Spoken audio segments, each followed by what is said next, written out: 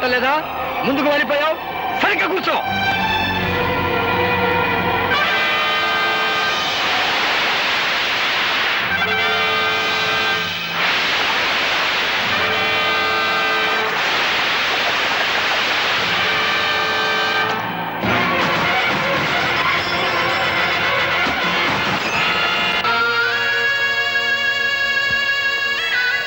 అమ్మా, ఇప్పటికే చాలా ఆలస్యమైపోయింది. మీ నాయనమ్మ గారిని నిజంగా నిండు మనసుతో ప్రేమించిన మనిషి నీ చేతుల మీదుగానే ఈ పని కూడా పూర్తి చేయి. ఆయన తప్పకుండా వస్తారు, ఆ నమ్మకం నాకుందండి. ఆ నమ్మకం నీకుంటే చేతగాని వాళ్ళ చేతులు కట్టుకుని నా ఎదురుగా నిల్చోటం దేనికి? వెంటనే మన బలగాన్ని తీసుకుని శ్మశానానికి వెళ్ళు. ఆ గోపిని పట్టుకో. Yes sir.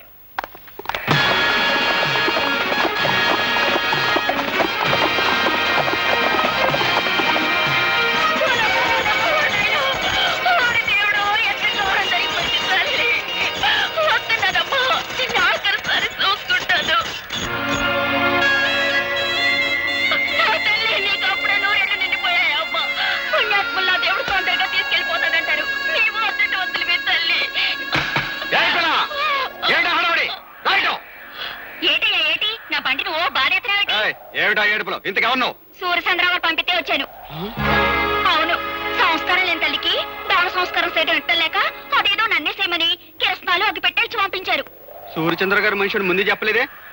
కాని కాని తొందర కాని. నన్ను ఆడ చెప్పనిచ్చా? తొందర కాని.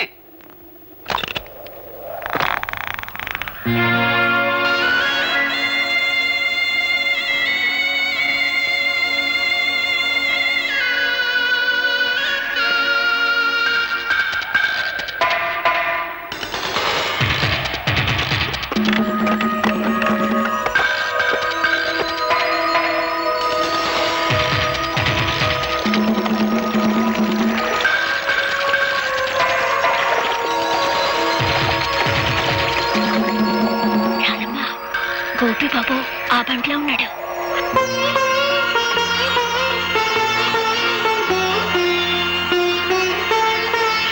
అబ్బాయి, పోలీసులు. అట్టమ్మా, అయ్యో అగ్గిపెట్టి బండ్లో మర్చిపోయించాను. ఇటు ఇయ్యమ్మా. వద్దండి, ఎవరి చేత్తో తలకొరి పెట్టాలో వాళ్ళ చేత్తోనే పెట్టాలి, లేకపోతే రుణాల బంధ తీరదు.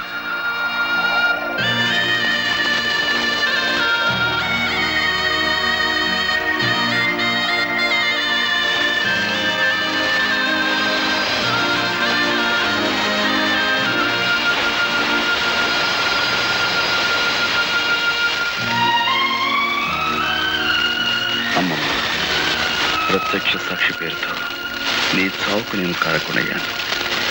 నన్ను క్షమించు.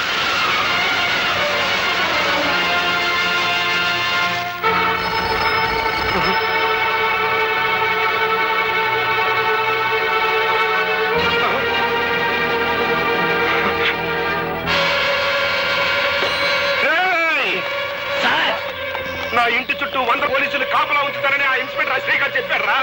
ఎక్కడ తెచ్చాడు? ఈలోగా మమ్మల్ని ఏర్పాటు చేశారు కదా సార్. ఎవరైనా చంపాలో చెప్పండి.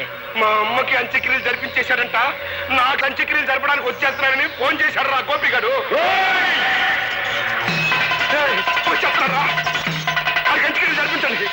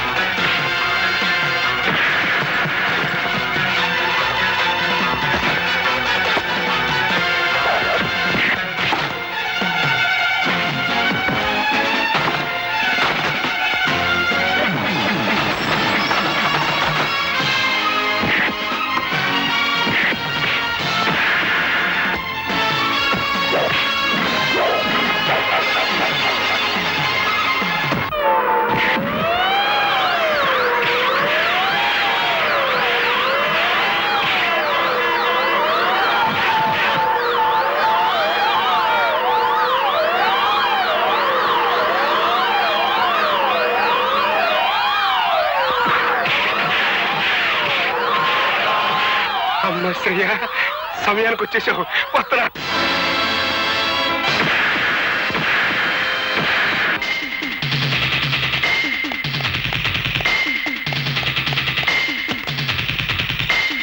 పోయి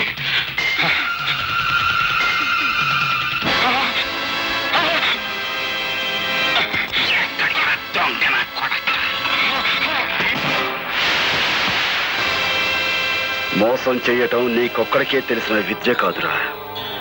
అదే మోసానికి నేను దిగజారితే నీ బతుకు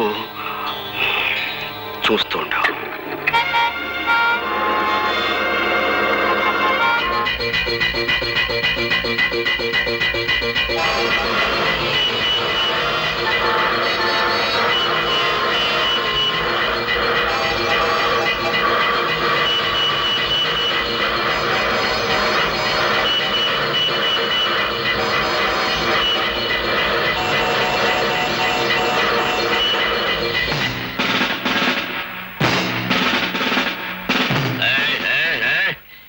కార్లు మందలుగా వెళ్ళాయి. అవి కదిలేయా? మందలుగా కార్లే కాదు సార్, మందలుగా కాలంలో జనం కూడా ఉన్నారు. కావాలంటే పైకి వెళ్ళి చూడండి. కార్లు మందల జనం ఉన్నారు.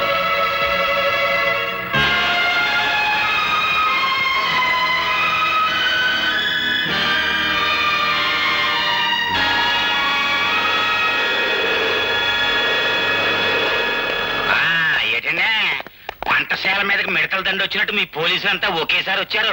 ఏమన్నా కిరికిరియా? మిమ్మల్ని అందరూ అరెస్ట్ చేసి తీసుకెళ్ళడానికి ఫుల్ పవర్ తో వచ్చాం. మమ్మల్ని అందరినీ అరెస్ట్ చేయాలంటే ఈ ఊరు జనాభా 7,500, మీ జీపులు 5 సాలం. ఇంతకీ మమ్మల్ని ఎందుకు అరెస్ట్ చేస్తున్నారో చెప్పనే లేదండి.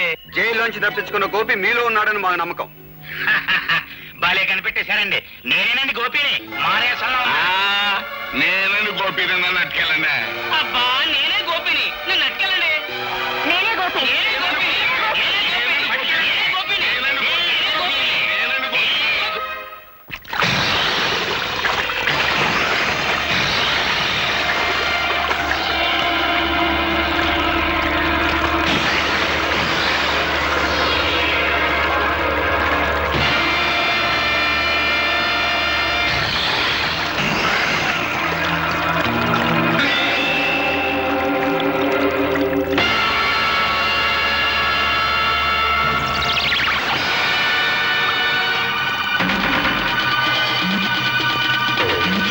ఇంతవరకు అది కేవలం ఇసుక బస్తా మాత్రమే. ఈ క్షణం నుంచి అది నీ ఆయుర్దాయం. అందులో నీ ఇసుక కిందకు రావటం అంటే క్షణం నీ ఆయుర్దాయం తరిగిపోతున్నట్టే లెక్క.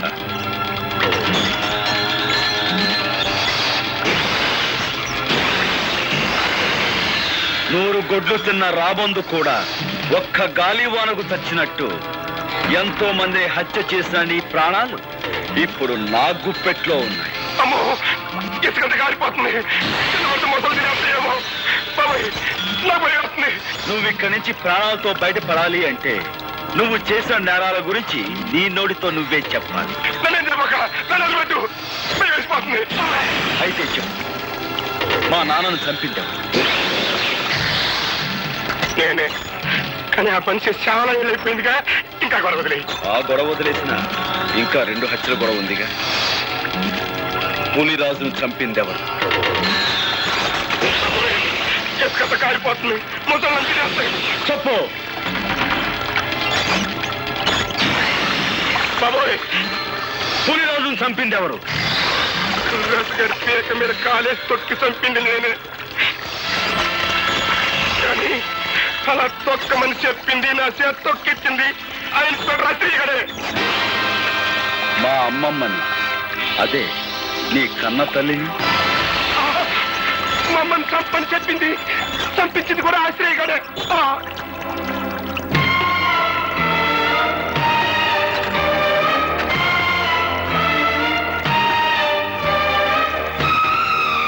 మీరే నిజమైన హంతకులని నీ నోటితో నువ్వు చెప్పిన ఈ సాక్ష్యం చాలు నేను నిర్దోషాన్ని నిరూపించుకోవడానికి.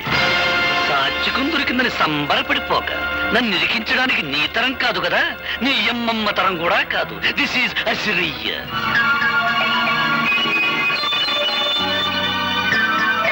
సమయానికి వచ్చావు.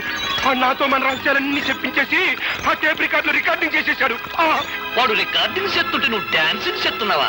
ఉరికము ఎక్కాల్సి ఉసుకొని బెదురుతుంటే నువ్వు చేసిన మద్దలో నాకు బాగుందన్న సంగతి నీకు చేస్తావా? పాలకోవా నాయాలా? ఓ పక్క నన్ను అర్తిగల్లాగా ఏలాడి తీసేసి మొసళ్ళు కేసేస్తానంటారయ్యా.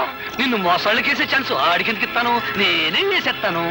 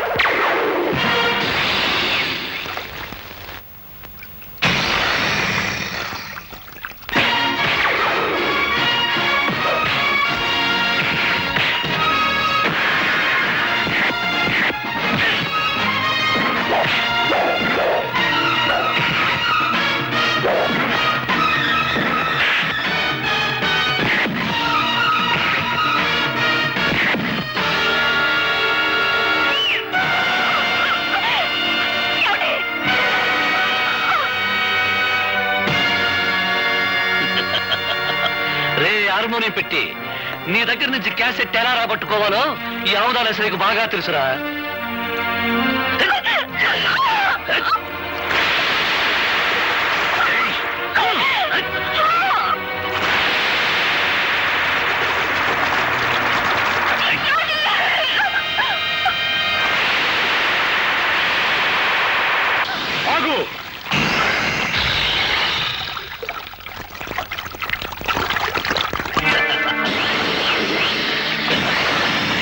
రాజును సంపడంలోను నీ అమ్మమ్మను సంపడంలోను నా హ్యాండ్ ఉందని వాడు చెప్పిన మాటన్ని ఈ క్యాసెట్ లో ఉన్నాయని తెగ సంబరపడిపోతున్నావు. ఇదిగో చివరికి ఆ సూర్యచంద్రరావును కూడా నేనే చంపాను. ఇప్పుడు నీ కాడ ఏ సాక్ష్యం లేదు. ఈ మర్డర్ కేసు కూడా నీ మీదే ప్రయాణం చేస్తాను. దట్ ఈస్ అవతార అశ్రయ్య, ఇన్స్పెక్టర్ ఆఫ్ పోలీస్.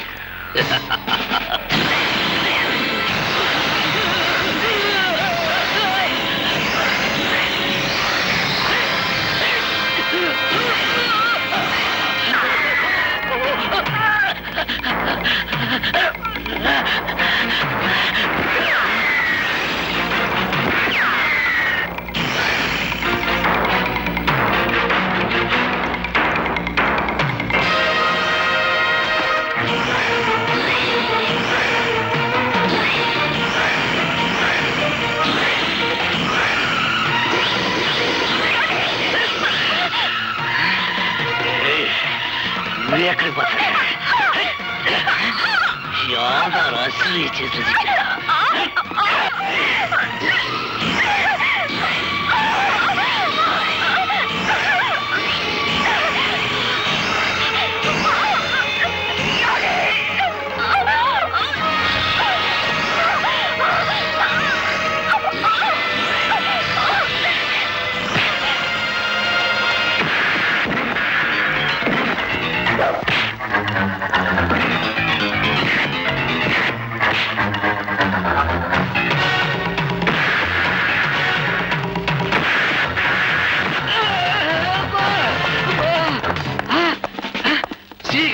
నమస్తే. అబ్బా